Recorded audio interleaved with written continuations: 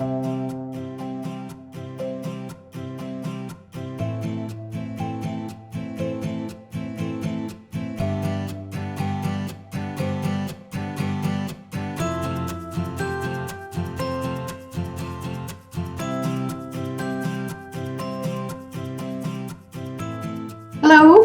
and welcome to the University of Toronto Press Spring-Summer 2022 list preview. Today, we've gathered some of our authors and UTP staff members to preview some of our exciting titles from the brand new catalog. First up from AVO UTP is Something Within Me, an autobiography from the late Honorable Michael Wilson. Publishing in April 2022, this new book details the life of the Canadian politician and business professional. As the Minister of Finance under Brian Mulroney, Michael Wilson was one of the key negotiators of NAFTA and was responsible for implementing the GST in Canada. After his life in Parliament, Michael Wilson served as Ambassador to the United States and the Chancellor of the University of Toronto. Outside of politics, Michael Wilson was active in raising awareness of mental health issues following the traumatic loss of his son Cameron to suicide. Something Within Me highlights how Michael Wilson's personal life blended with his political life and his accomplishments. Here's a teaser of the book trailer that will be available soon.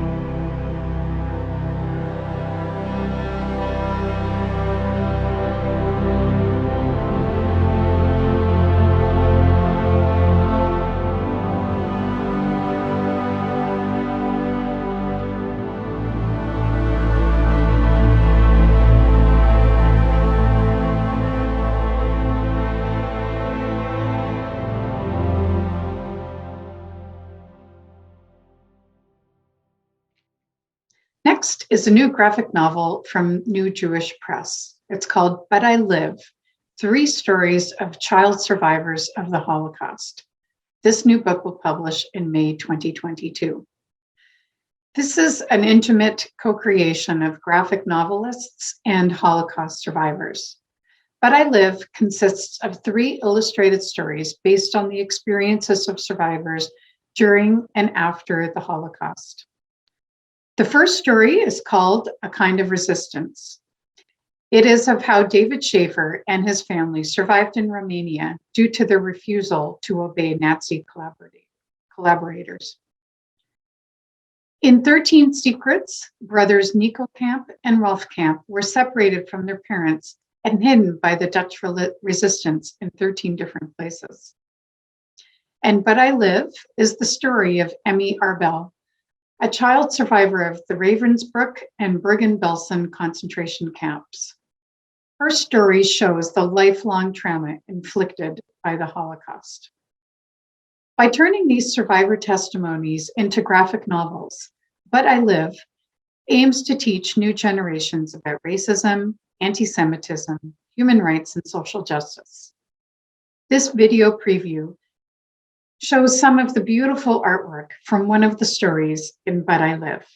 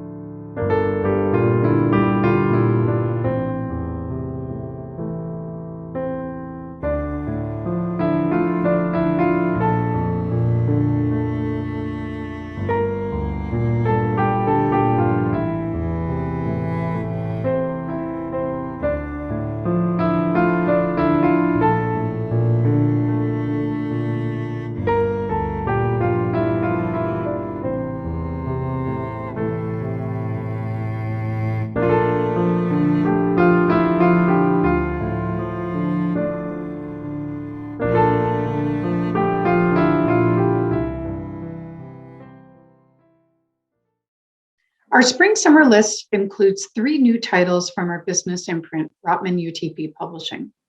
First up is Searching for Trust in the Global Economy, written by Jean M. Brett and Tyree D. Mitchell. This timely book explains how managers in different parts of the world decide how to trust new business partners. In this clip, Tyree Mitchell tells us a bit more about this new book. Hello, my name is Tyree Mitchell, and I'm excited to share about Searching for Trust in the Global Economy, a book I co-authored with my colleague and dear friend, Jean Brett. Trust is the foundation for strong working relationships. Trust contributes to economic growth, not just because it fosters cooperation, but also because people who trust others are more willing to take risks. We found the way people in different types of cultures search for and decide to trust varies. Searching for Trust in the Global Economy explains these cultural differences. Its advice is based on in-depth interviews with 82 managers from 33 different national cultures who share their experiences developing new business relationships. Given the disruption to the economy due to COVID-19, we re-interviewed 21 of those managers to ask how the pandemic had affected the process of deciding to trust potential business partners. Searching for Trust in the Global Economy meets the needs of global managers developing new business relationships. It offers a simple but powerful evidence-based framework that explains cultural differences in the way managers in different parts of the world search for and decide to trust. We found that the key to understanding these cultural differences is in the interplay between cultural levels of trust and tightness-looseness, or the degree to which a culture strongly enforces its norms. Managers in high-trust, loose cultures, such as the West, go about this process very differently from their counterparts in low-trust, loose cultures, such as in Latin America. The process is different still in high-trust, tight cultures, such as East Asia, and in low-trust, tight cultures, such as in the Middle East and South Asia. By describing how and why the process of searching for and deciding to trust varies in different cultures, Searching for Trust in the Global Economy provides practical advice for leaders in business, government, and not-for-profit and NGO sectors who are responsible for building new relationships in the global economy. If you'd like to expand your understanding of how and why culture affects decisions to trust, whether you find yourself in East Asia, the Middle East, South Asia, Latin America, or the West, you can rely on this book and the Trust by Tightness Looseness framework. Next from Rotman UTP Publishing, Behavioral Science in the Wild will publish in May 2022. Here, our authors Nina Mazar and Dilip Soman will now introduce the book about how you can use behavioral insights to create change. I am Nina Mazar, a professor of marketing at Boston University and a behavioral scientist at heart who cares about social impact. Behavioral science offers a lot of insights to organizations, yet it hasn't been as widely embraced as it should. I co-edited this book with Dilip Soman with the goal of helping practitioners better understand how to translate and scale the results of academic research, to get a better understanding of what works, when it works, and when it might not. Our field is highly context and situation dependent. Just because an intervention worked previously is no guarantee that it's going to work again and in this context. So how can we best learn from prior literature? Across 24 chapters, we'll give you lots of examples of the problems with off-the-shelf intervention design and also advice on how to minimize those problems.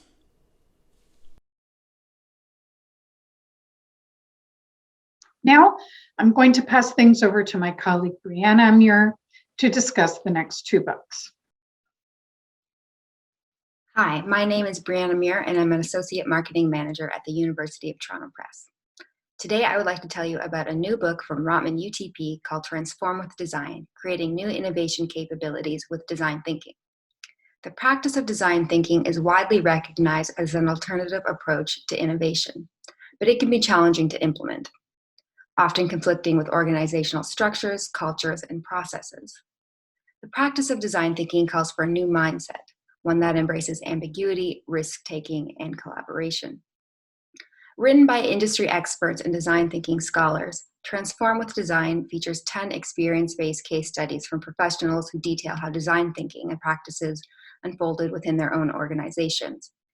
Including case studies from Danone, MindLab, and Swisscom, Transform with Design provides valuable insights and lessons learned from organizational leaders who have adapted design thinking successfully to combat workplace challenges.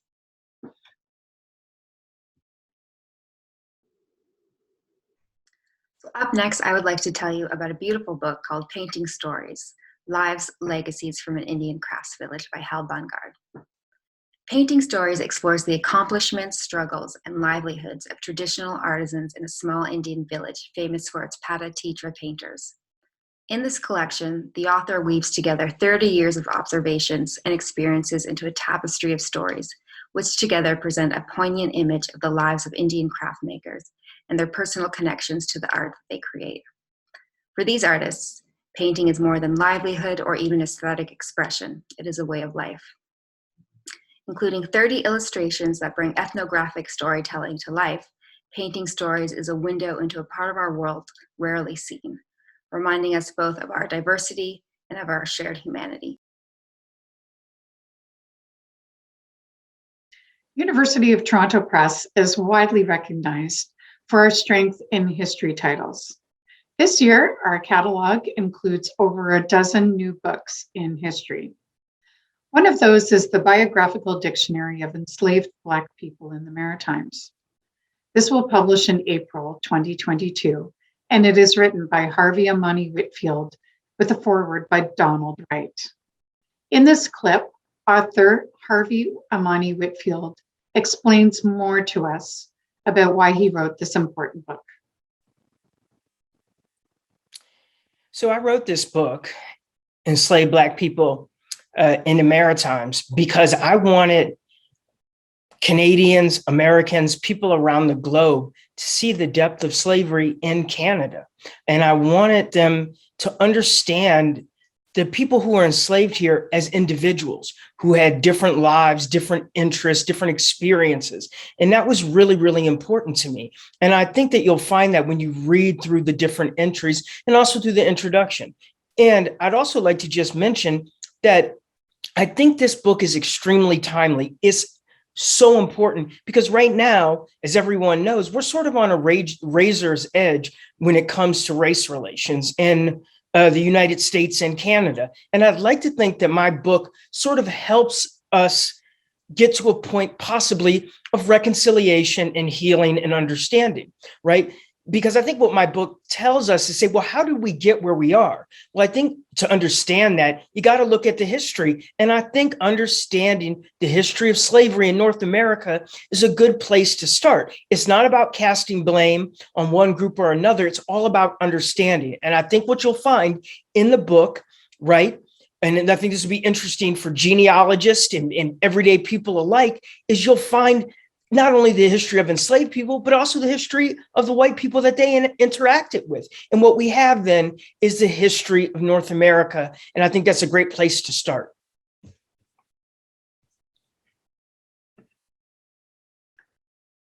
Also in our history line is Racism and the Making of Gay Rights, a sexologist, his student, and the Empire of Queer Love.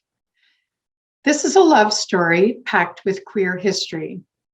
It's a dual biography of a sexologist and his student, and it sheds light on the early gay rights movement and the racist and imperial concepts that are embedded in queer politics. This book will publish in May 2022. In this next clip, author Lori Marhofer explains why she wrote this book. Hi, I'm Lori Marhofer, and I wrote this book because I wanted to chronicle one of the great love stories in gay history, the relationship between Magnus Hirschfeld and Lea Seo Tong. So Magnus Hirschfeld was a German Jewish sexologist who, at the moment that my book starts, is the foremost international expert on homosexuality. This is the 1930s. And in 1930, he embarked on a tour of the world giving lectures. And at the end of one of his lectures in Shanghai, a young medical student came up and introduced himself, and that was Lea Seo Tong. The two of them fell in love, and Lea Seo Tong became Hirschfeld's assistant on the world lecture tour, which took them through the American, British, and Dutch empires. It was really a journey through empire. And they spent the rest of Hirschfeld's life together. And Hirschfeld hopes that Lay would be his successor, that he would take over the project of gay liberation after he died. So quite a bit has been written about Magnus Hirschfeld, but I wanted to use this book as an opportunity to think about how race and empire figure in his work. And it's a biography of him. At the end of the book, I think we really see the flaws in Hirschfeld's thinking, but it's also a biography of Lay, and he is really just a fascinating guy. So he lived the last 2 decades of his life in Vancouver, British Columbia. He wrote his own book, which I talk about in my book for the first time. He had his own theories of sexuality, and in some ways he really rejected Hirschfeld's work. He's a queer Asian Canadian man, and his story starts in the 1930s, so much earlier than a lot of people think of gay rights history starting. And I think this book would be great for course adoptions for that reason, because it's a way for people to teach about early gay rights, but to think centrally about racism and about empire, also about disability, feminism, and anti-Semitism.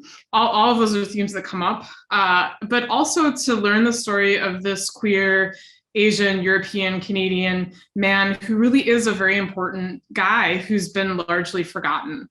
Thank you very much.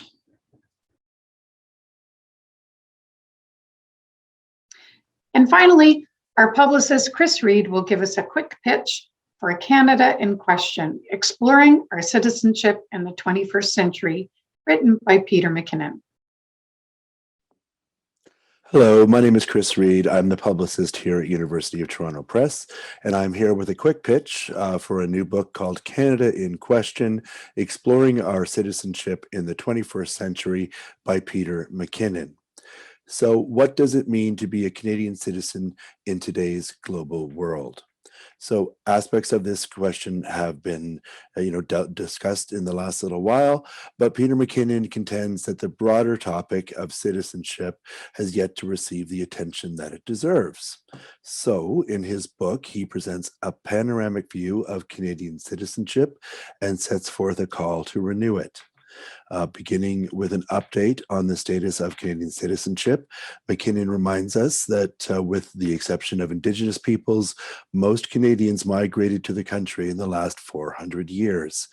He argues that our definition of citizenship must address the devastating impact that early colonial settlers had on Indigenous peoples, as well as the subsequent influx of migrant and immigrant peoples. So McKinnon also investigates the ties that bind current generations of Canadians both to their country and to one another. And he looks at how these bonds are often challenged by global influences, everything ranging from identity politics to social media. So Canada in Question is a concise yet comprehensive look at the contemporary issues surrounding what it means to be Canadian. It is essential reading for anyone interested in exploring their citizenship in 21st century Canada. Thank you.